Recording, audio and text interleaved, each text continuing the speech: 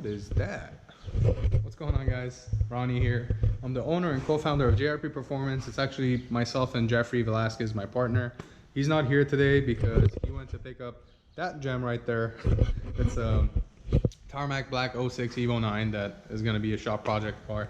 A little bit about what we do here. I have like 8 minutes on the video here. I just want to kind of give you guys a quick tour and like what we do here. We're an Evo shop. We specialize in Evos, 8, 9s, and 10s. We build every engine, transmission, everything you can imagine that comes into the shop. We build ourselves. Nothing gets subletted unless it's fabrication work. It doesn't get subletted. Even tuning for the Evo 8s and 9s now, we do in-house. We work on a lot of GTRs now as well. We do a lot of transmission work on them. These actually both have transmission issues. This is our buddy Matt's. This is his new 246 gear cluster. He basically sheared this off when he was using rolling anti-lag. You know, this goes here in the cluster. This is the center section of the gearbox. This is the front section, and that's the rear differential. And this is what it used to look like. I've already replaced it. I'm just waiting for a bearing to get here. But anyway, as you can see, the gear doesn't look too happy. I'm sorry if I'm talking too fast. I have like 7 minutes and it's freaking me out right now.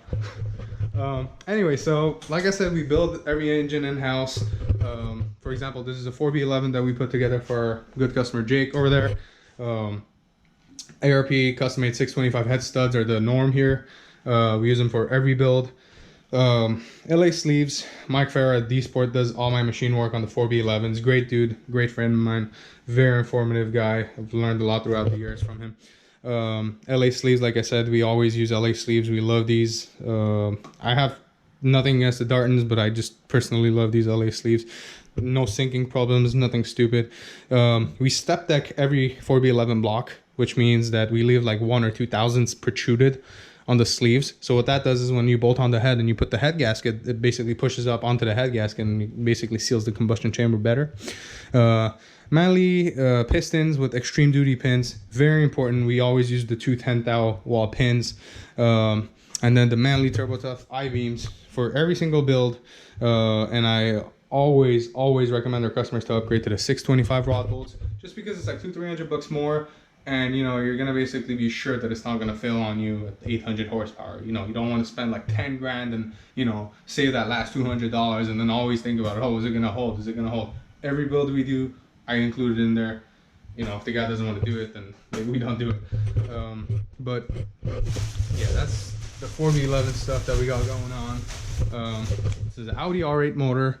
I'll give a full background of myself and Jeffrey later on, but basically I have a lot of experience with the R8s and the Huracans, and this is a motor that basically this customer basically this cylinder got messed up. The piston actually melted due to detonation and scuffed the cylinder.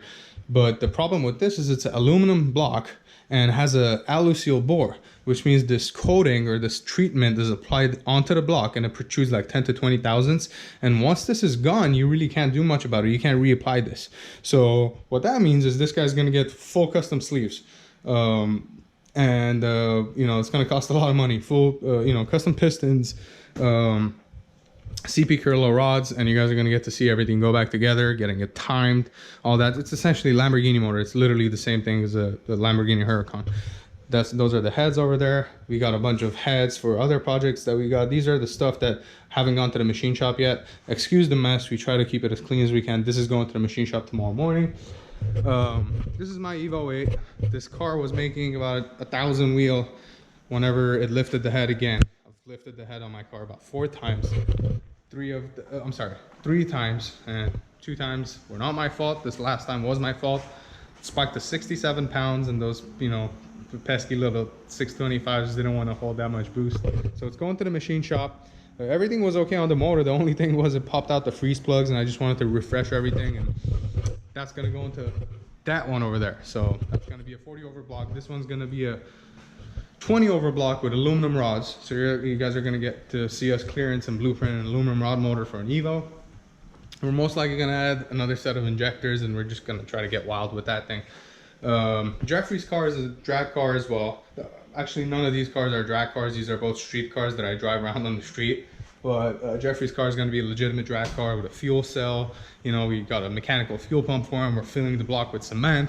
1/2-inch head studs for Jeffrey as well. You know, we WPC treated the whole rotating assembly. It's just, you know, it's got a full NHRA approved cage.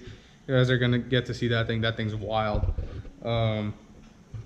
Again, we're doing everything in-house, so you guys are gonna get to see it.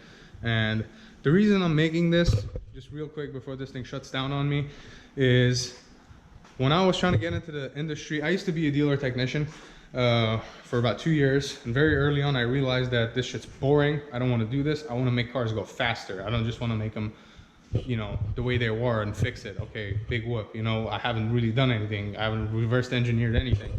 But when you put a motor that makes 1,000 horsepower together yourself, and you tune it yourself, and you drive it, and you fucking feel that G-force, that's fucking exciting. Anyway, the reason I'm putting this out there is because, A, we love helping people, both me and Jeffrey. If we can give you guys some information, if you're a DIYer and you're trying to do something at home, if you can take something away from this, great, more power to you. B, it helps us here because it puts our name out there. So it's kind of like a win-win situation. And C, when I was trying to get into the performance industry, it was kind of very hard to get accurate information. You could get a lot of great information from the forums, but the problem with that is you don't know who knows what the fuck they're talking about. And I'll tell you right now, 80% of those people that think they know what they're talking about, they don't. They're probably more clueless than you are. So, you know, and at the time when I was trying to learn about engines and stuff, there weren't a lot of like blueprinting videos and stuff out there. And I always asked myself, why, man? Like, why are these people like so secretive about the stuff they know?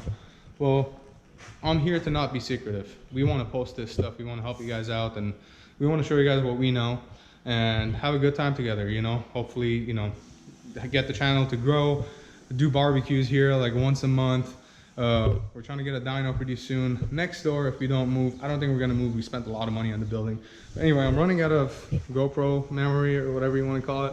So thank you guys for watching. Next time you guys are going to get to meet Jeffrey, and we're going to actually tape some cool stuff going on at the shop. Thank you guys.